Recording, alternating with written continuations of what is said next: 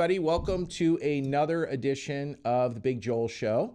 I've got a really cool guest here today, and they put these things on my chair so I can't move anymore. So if you see me fighting that, just go with it. Today, we have Jonathan Curbutti from the great state of Connecticut. It's actually one of the coolest real estate states around.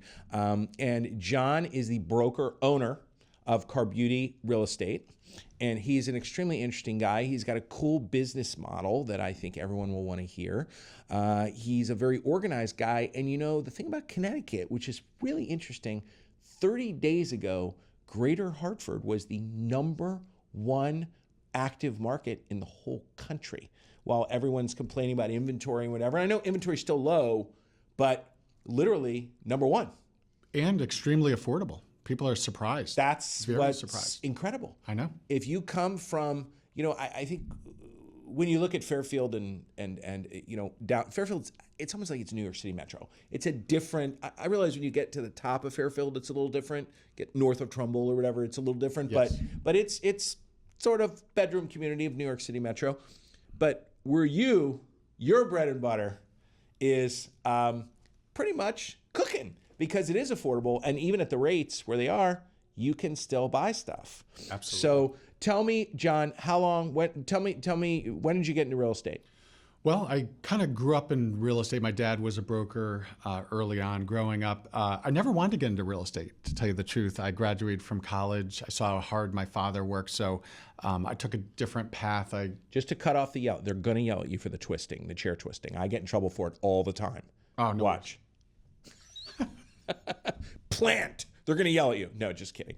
So your dad was a broker. So you grew up watching him disappear on Sunday. Absolutely. Go show a house, right? Absolutely. Yeah. Absolutely. So I graduated from college, went overseas, taught English in Japan for 2 years, met my wife from Pittsburgh over there, moved back, took a corporate job for about 8.5. What were you doing? I was the corporate? Yeah. Oh, I was working in a purchasing department. I hated it. I was miserable. I was a cubicle monkey. They loved me. I was really good at the job. I was a good worker. Always have been, but hated it. So 8.5 months, I walked in with my dad to my dad's office, and I said, I'm going to come do real estate with you. So he was still an active broker at the time? He was, absolutely. Yeah. Okay. And one of the top local independent brokers, and I walked in, I said, I'm going to go do real estate with you. He goes, no, you're not. And I said, yes, I'm doing it. And I went back and I gave my 2 weeks notice and I burned the bridges. Had you already gotten your license on the side or not yet? You still had to go do that? I still had to do that. Yeah. So I kind of fast tracked it. You burned the bridges. I burned the bridges. I jumped right into it. And then I had Already married? No. Okay, no. So not married, no kids when you made that move? No not kids yet. when I made that move. That was in 98.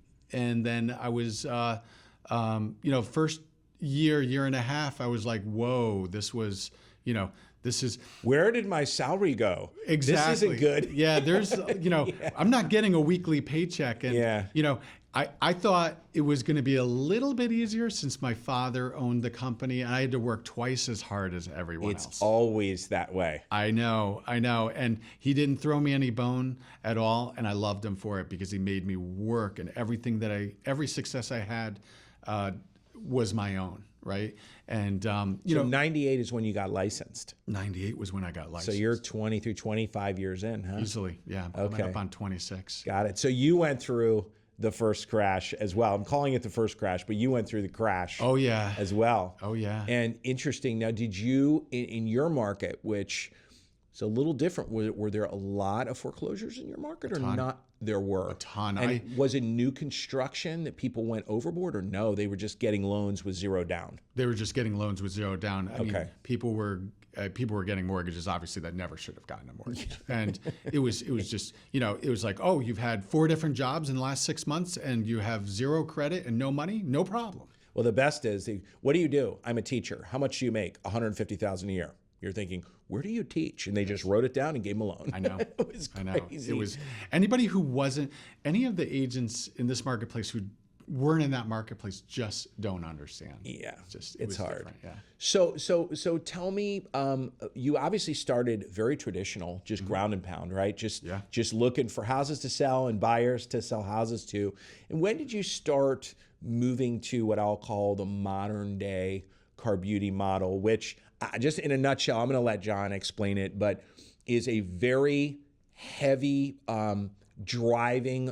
I'm going to call it driving leads into the funnel. Yeah. Very heavy, but media heavy. It's not necessarily, millions of dollars of mailers. It's media heavy, which is interesting. Yes. And cool. Yeah.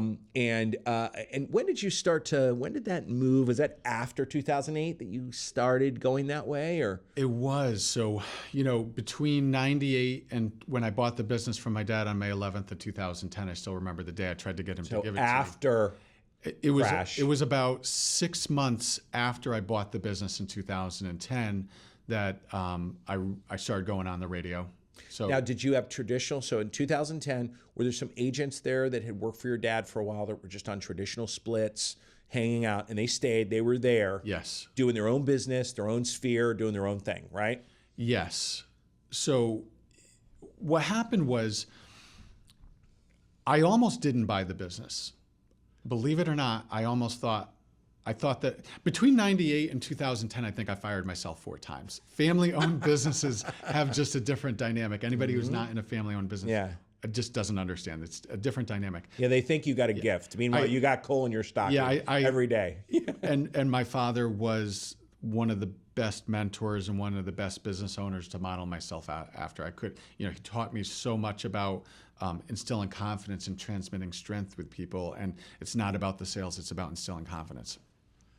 But with that being said, he was never the most tech savvy, never really heavily into like the marketing and advertising. And I made up my mind that when I ultimately made the decision to buy the business, I wanted to have systems and processes in place, and I wanted to run my company a little bit different than because you watched him running it as a traditional, total. I mean, write the contract, yell, scream, get it closed. Very exactly up and down. Exactly. Yeah. And when I started with him, I mean, I was door knocking. We were going door to door. I mean, traditional foot farming, door, and it worked. I'll argue it worked then. By the way, works today. And it works now. Still works. Yeah. Exactly. We'll get into that. I actually have agents doing it. Yeah. And surprisingly, they're learning that convenience trumps quality. It's all about conveniently being in the right place at the right time. But I ultimately made up my mind that I wanted to go in a little bit different direction. I was getting a little bit burnout. I wanted to get my time back. I realized that there was no amount of personal production that I could do myself that would give me back my time.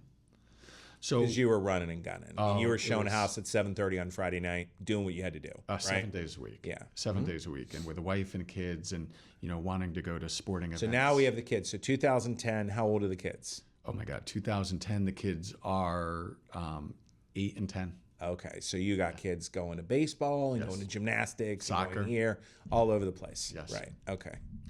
So, often it's being in the right place at the right time most of the time, and hooked up with a great guy out of state doing radio advertising. Hooked me up with local radio personality Jay Michaels on WeBe 108. I remember going live that morning at 7:51, and this rarely happens. I got a call by 8 o'clock that morning. My phone rang. And it was a live spot. Was it like a minute, 45 seconds? 60-second spot. Just were you doing us. Like a, it was an endorsement spot. It wasn't like John Carbutti with the Real Estate Minute. Nope. Like this is what's happening in the market. It was just Carbutti Real Estate, If I was going to sell my house, the only agent I would call is Jonathan Curbutti. Got it. Okay. So fast forward today, we're on 5 different radio stations endorsed by 5 different radio personalities. In fact, actually last week I sold one of my radio personalities, Anna Zapp's house in Norwalk, Connecticut, Fairfield County. Yeah. That's and, awesome. We went live on the radio last week to talk about how Jonathan Curbutti sold their home. Now, are you doing any? Do you do any of these? The sort of the Real Estate Minute? Are you doing any where you're an expert? Any of those spots, or is it mainly all the advertising? We actually just started doing it, and it's actually we started with Melissa in the morning on talk radio on Melissa on WICC 6 AM. AM. No, it's FM. They have FM. It's FM in the AM. Most of them have it. Yes. AM and FM. Now. Exactly. You can catch it both. So places. every Tuesday morning we do a real estate segment. It's about a 6 to 7 minute segment. Which is, by the way, everyone, that's a long time. It's a 6 to 7 minute segment, and I've been getting some great feedback on it. We've been doing it for about 2 months. Now, just so technically for a minute, what people are doing is you're saying a phone number when you're on there, correct? Yes. And obviously, you're saying how they find you on the internet, which is very easy. You got a unique name. It's not hard to find you as long as they spell it right, but they'll find you anyway. They usually murder right? the name and Google autocorrects them. Exactly. And then do you see your tracking just massive spike after each thing immediately with just traffic? We see a noticeable increase on a weekly basis after the radio spots. Right. When the spot goes, you see there's like it's probably instant because people are listening right away. It's not like they're going to wait, oh, I'll look up Carbutti later. Yes. They're doing it on the spot, right? Yes, absolutely. Interesting. And then is that creating, for the most part, an inbound call, or is it creating an inquiry over the web?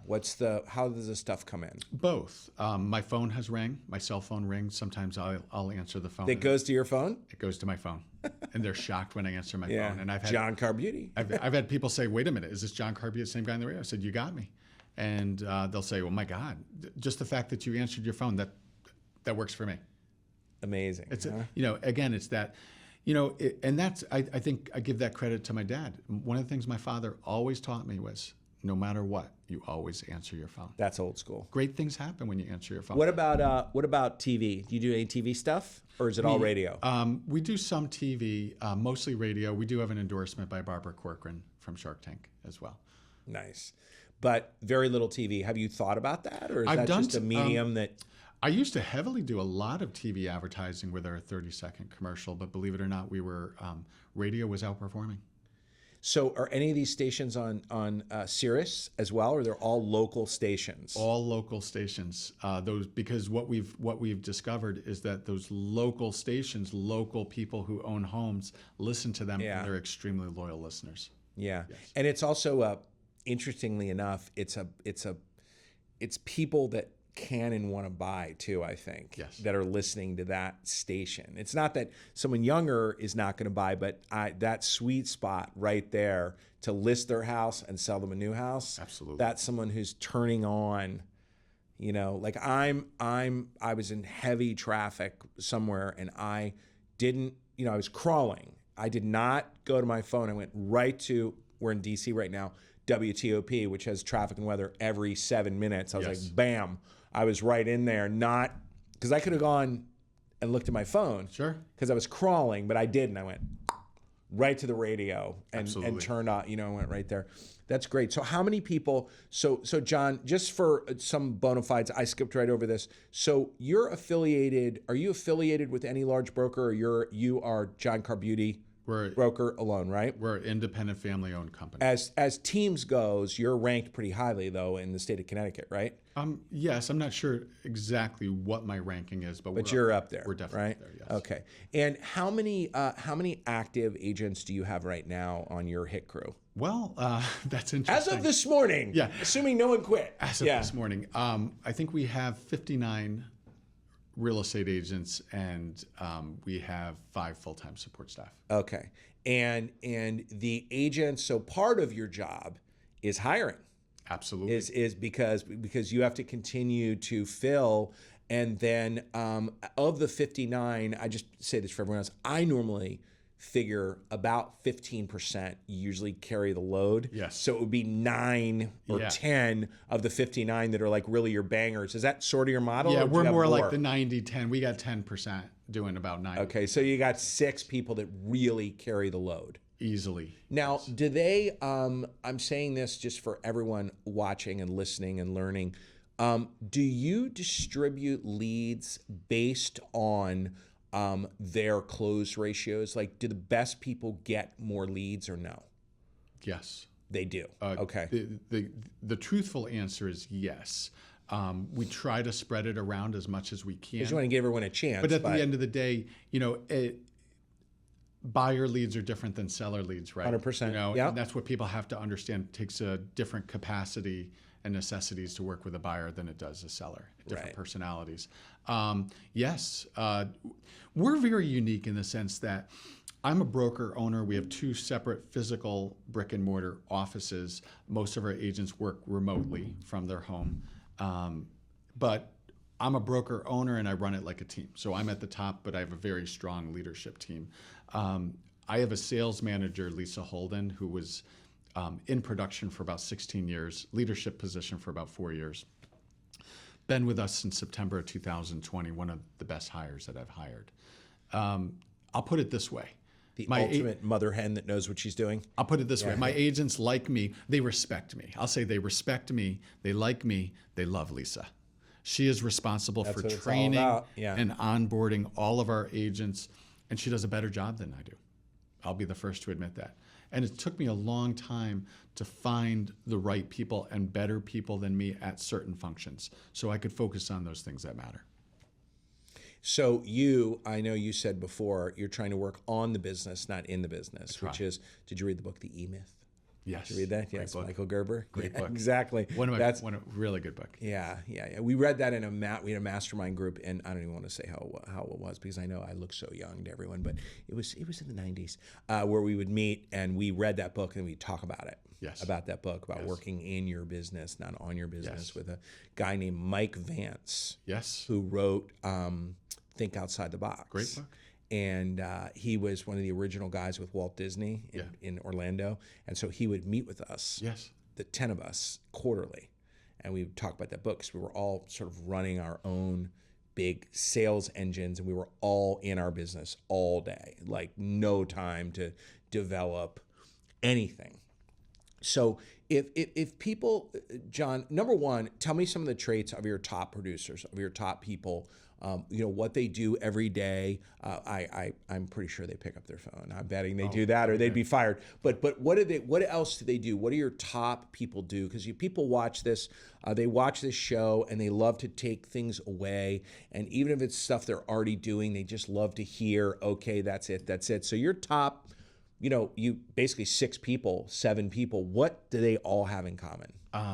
I would say that some of the things that they all have in common is they do the same boring stuff every day at the same time.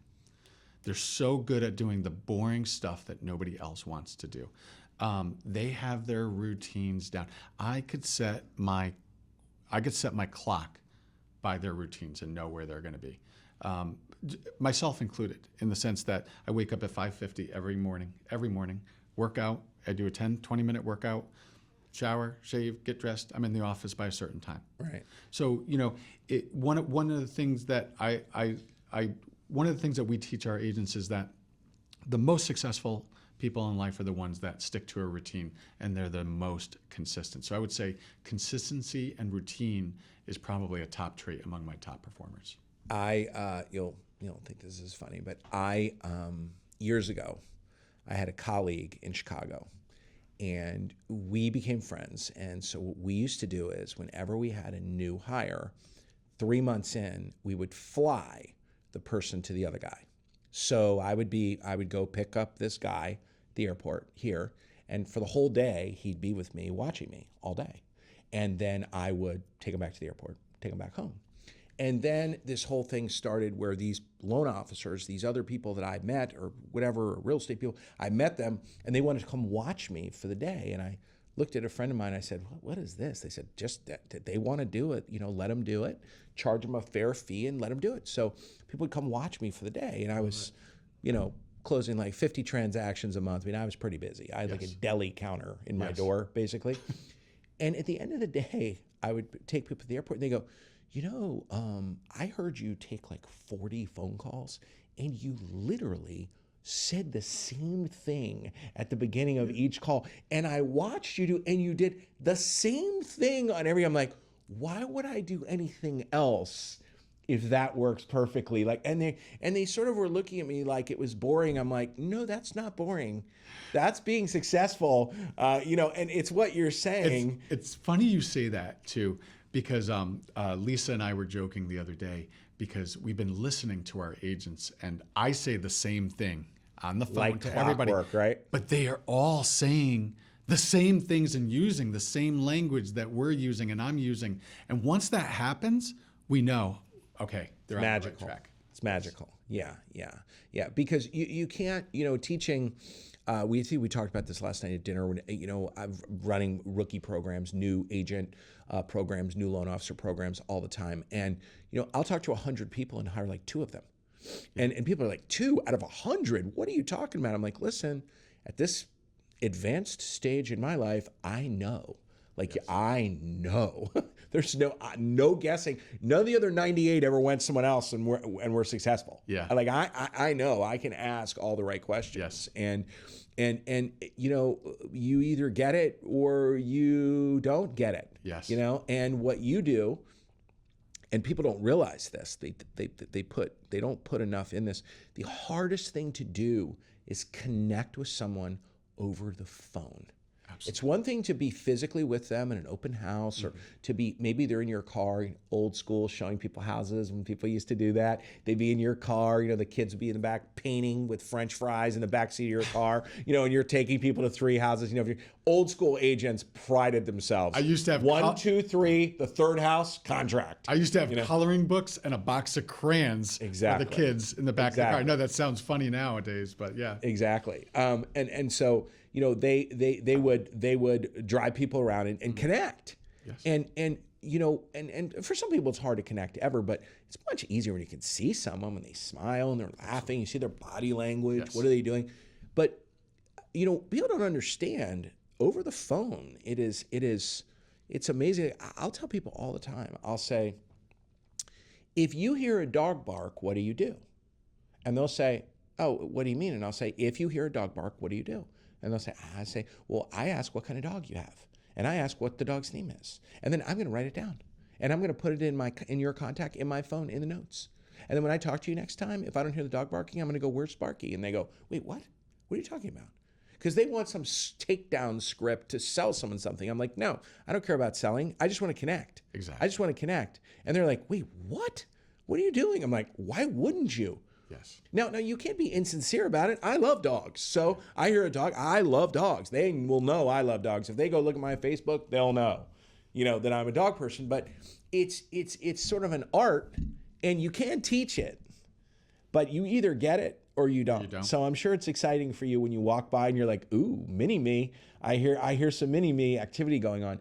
Now, regarding technical, are you teaching your agents technical? A lot of brokers have been telling me this. I think we talked about this, that they feel like their agents are missing opportunities, not getting a potential buyer or seller in front of a lender faster, only because of the current environment we're in, and they can't overcome the objections on their own, meaning the pencil selling, the actual calculator and a pen, which a lot of times I'll tell agents, don't even do it. Yes. You have a great lender partner, forget it. Put it in front of your lender partner. But by the way, they can look at their credit. They can do all kinds of stuff. Do you teach that? How do you, I would love to hear, because you got 59 people, what you're telling them about that. I think a lot of people would be very interested in that. When someone says, oh, no, I'm not doing anything, I have a 3% interest rate. Yeah. We haven't really been getting that objection too much. What are you getting? I have no place to move. What are your number one objections right now? One of our biggest objections is, yes, I want to sell my home. Where am I going to go? Okay, so that's legitimate there. Absolutely. And what are you having your people say? Where are you having them go? Or what would you say? I'm sure people would love to hear, because you're a pro, how you handle that. Well, what we've been saying is, look, we have a lot of options for you. We've been getting really creative. We put somebody in short. We're telling them a story how we help somebody else. Look, there's a lot of short-term housing out there. Right now, we need to protect the equity in your home. Let's get it sold. Let's get it under contract. We have places for you to go. Like, we just put this couple in Norwalk, Connecticut for short-term housing for 2 months, and we'll be extremely vigilant. We're going to find you something. We're not going to leave you homeless, right? You know, it's about instilling confidence and transmitting strength, but it's also very, very important about getting that face-to-face appointment like you were talking about, because the relationship does start face-to-face. And my agents always get overly confident, because they'll say, you know what, they're following up with a lead for 6 months, and they go, oh, that person's not going anywhere. It's all phone, right? Yeah, all phone and email. They never. And then 6 months go by, and they go, John, I'm so angry, I'm so upset. Guess what? They're gone. They went with another agent. I said, when was your first face-to-face appointment? I said, it's your fault, not theirs. And so that everyone, it's a great message. That, you know, I used to say all the time, my thing was high tech, low touch equals no money. High touch, low tech equals big money. Now it's high touch, high tech. Yes. Now it's both. So you need to touch them like this and then continually touch using the right technology, not the weird stuff, the right technology. Be in front of them. I'm a firm believer, people argue with me about this all the time. You can't sell anything to anyone. No. They buy when they're ready and you need to be in front of them. Always. People are like, wait, what? I'm like, if you talk, think about every transaction you've ever had where you've had to talk someone into doing something. How did that go? Every single time it was bad. In 25 years, I've never made anyone sell or buy a house that didn't want to buy. Yeah, yeah. But exactly. I think that, you know, some of these coaches and trainers, or whatever, they teach this scripting and this takedown, these, and, you know, it's an inverted tie down. We're going to make sure they can only say yes. We're going to keep answering yes questions until they just fall on the ground and write a contract. And I'm like, how does that normally work out for you? I mean, how is that, you know, it's like selling penny stocks, you know, over the phone or something. It doesn't work. I know. And what most of a lot of the newer agents don't understand is probably less than 5% of all their contacts are going to be what we call now business. Most of it is there's a certain amount of incubation nurturing to any of these leads or prospects or calls that we meet. So right now it's taking 2-3 times more time to nurture and incubate a lot of these leads. How do you handle that in the now generation? Okay, because you're constantly hiring people.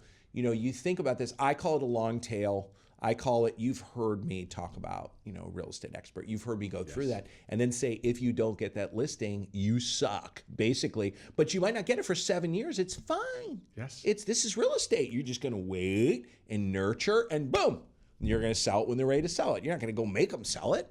But when they're ready, they're going to call you. What do you tell the now people? I mean, everything is now.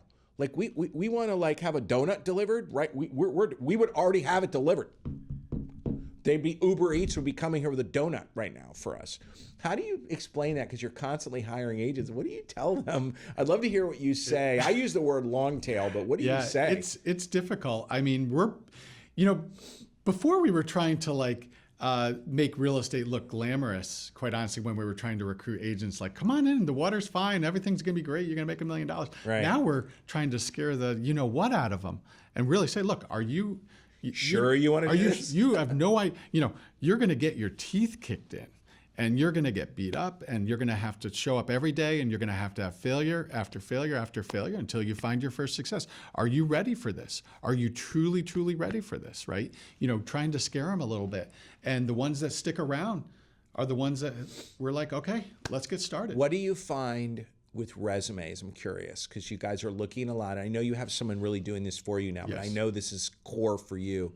So for me, when I used to hire salespeople, I would put certain resumes. I would literally military, honorable discharge, top. Yes. Can take direction, coachable, started and finished. Absolutely. Throw a college on there, start and finish. Not that it's totally fine if someone didn't go to college, but it's a start and finish. Mm-hmm. Like you see someone start and graduate. Yes. Like goes right to the top. And then I start looking at, okay, what have you done? What type of jobs have you done?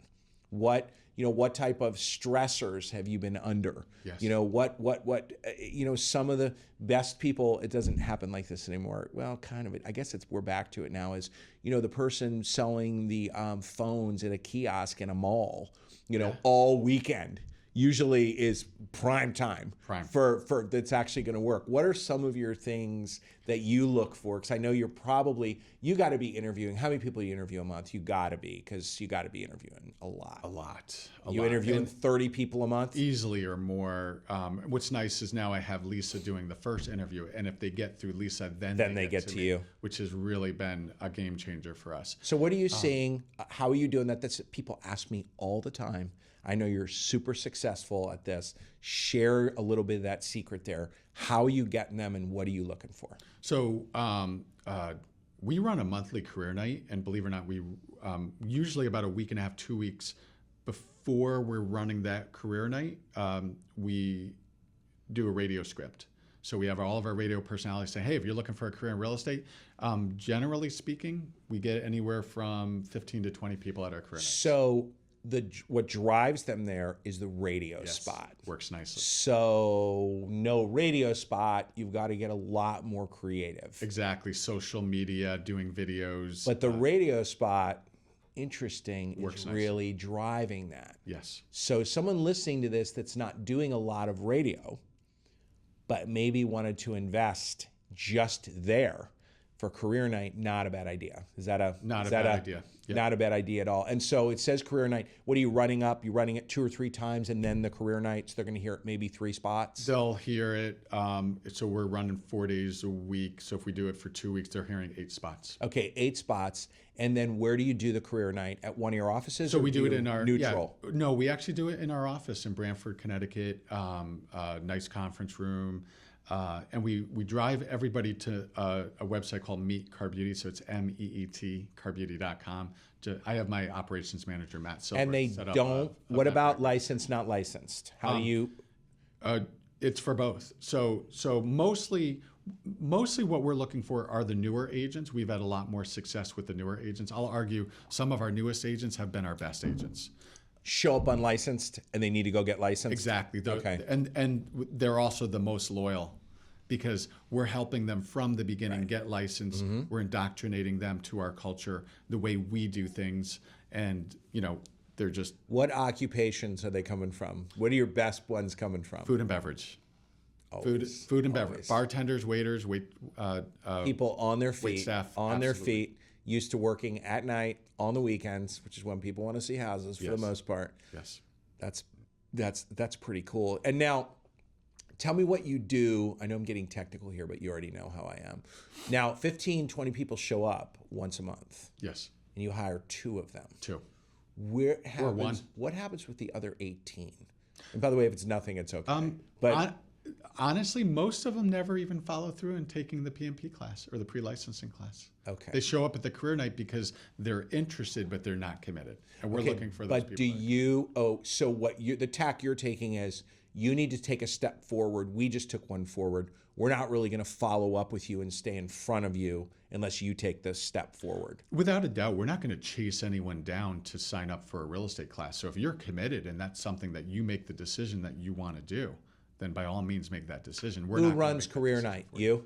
Is that a you thing? Every career night, I run that career night. Okay. They want to see the formal and informal leader. And is it a half hour? Is it an hour? Sometimes it's been 45 minutes. Sometimes it's been an hour and a half because they just ask questions. And I love that because people are constantly trying to hire, and no one is getting 20 people a month. They're just not. And so usually it's myself, my sales manager Lisa Holden, and then we'll have one of our newest agents that have been licensed for 2 years or less. And it just works out nicely because you have proof. You have the proof person. Because they get to ask me questions, they get to ask Lisa, and they get to ask. So Chris Farrell was one of our agents who actually his first full year in real estate was last year on my team, and he started as a side hustle. And after he got his first commission check, he was like, "Okay, this is when he gave his 2 weeks notice, jumped into real estate, closed over $9 million his first year." Now, I'm gonna end with one question. I'm looking at the time. They're gonna start waving at us. Okay. And by the way, an answer of "I'm not good at that, need to work on it" is totally fine. It's better for everyone to hear it. So you're driving a lot of leads into a funnel. Yes. Okay. The people that don't do stuff, the biggest mistakes that I see with people driving leads, there's a million ways you can drive leads. You can buy them through Zillow or Boomtown. There's a million ways to buy them. You are in a sense buying them. You're driving them a different way. I have a $0 Zillow spend, just so you know. What are you doing? What happens with the stuff that goes nowhere? So we're unique in the sense that we have an inside sales department. So I have 2 full-time licensed agents who have never worked with what I'd call almost an ISP, internal salesperson. Internal salesperson, internal sales agent. But I called you. I heard you on the radio. Oh, sexy. I'm going to call. You pick up. John Carbutti. Ooh, I got the man. Yes. You talk, you schmooze, maybe you meet them, maybe you look at a couple things and they ghost. They're gone. Yes. Okay, now it's 60 days later. Yes. What is happening with them in your system? They're on a follow-up plan through our CRM. We use Sierra Interactive. And so they're getting email? They're getting emails, text messages, and they're getting phone calls. Okay. All right. And are you able to track who you're able to retake down? Are you able to track those numbers? Oh, absolutely. So through the follow-up, just to give people an example, because by the way, agents are horrible at this. I mean, they're really bad at this. Terrible. And I'll say to them, you spent all this money for these leads. What? You throw in the trash can. What are you doing? I was spending tens of thousands of dollars a month and giving them to real estate agents to call one time, never to follow up again. They weren't doing it. And I was losing my mind because I would call these people and I'd get them on the phone and they were so nice and they were so personal to me and they were so happy to talk to me and they go, I just bought a house 2 days ago. Yeah. Mm-hmm. And they'd been in my system for 2 years. Yeah. So what you did, long story short, is you took it back from the salespeople and you said, you know what? I'm going to pay for this. I'm going to nurture this. And if I get one here, I'm going to give it back to you. It's not a full commission. It's going to be a different split because I had to nurture it, but I had to pay to nurture it. Okay. How long have you been actively really doing that well? How long have we been actively doing it well? Yeah. About 6 years. Okay. That's a long time. Yeah. So you guys are ahead you said of a lot of people. 6 years. No. Yes. It's an honest question because you know what? It's very hard for people. And I started before that. And I went through a lot of ISAs to get 2 really great ones. Yes. And by the way, ISA, you call it whatever you want. Yeah, this is someone that, for everyone that's listening, if you don't know what that term is, this is someone who does, it is not, they are customer facing only at a very certain point, and then it's past immediately. Yes. They're just grinding the phones all day. It's almost like it's almost a telemarketer, basically, right? And that's their only job. Exactly. Someone starts asking real questions, they can answer about 6, and it gets passed, right? And we even started a few months ago. We have our agents running open houses where literally in the past they'd have 3-4 people show up. They're having hundreds of people show up. It's like a rock They have these concert. long lists. They're literally handing off these lists with phone numbers to my 2 ISAs on a Monday morning, and my ISAs are converting them. It's amazing. That's another thing. It's another value add. Agents just, it's a, one and done. I'm finished. So tell me, as we're out of time, what are you working on? I always look forward. What are you working on? What do you want to see in 2024? By the end of 2024, what are because you said you're working on your business, so, yes. Which is very hard to do. Yes. But what are your goals for 2024? You got 59 people right now. Our goals are to be up over 100 agents. And our goals are to open up a 3rd brick and mortar in Fairfield County, preferably in Fairfield County, and to be double at our production of 2023. And you guys are cooking right now, right? And the first quarter was not where we wanted it to be. Our second quarter, we are on fire. That is awesome. So everyone, this is John Carbutti of Carbutti Real Estate. You can find him all over the place online. He's a great guy, and I'm sure he would love to answer any questions you have if you love this podcast. John, I just want to thank you for being on with me today. I really appreciate it. Thank you for having me. This was a lot of fun.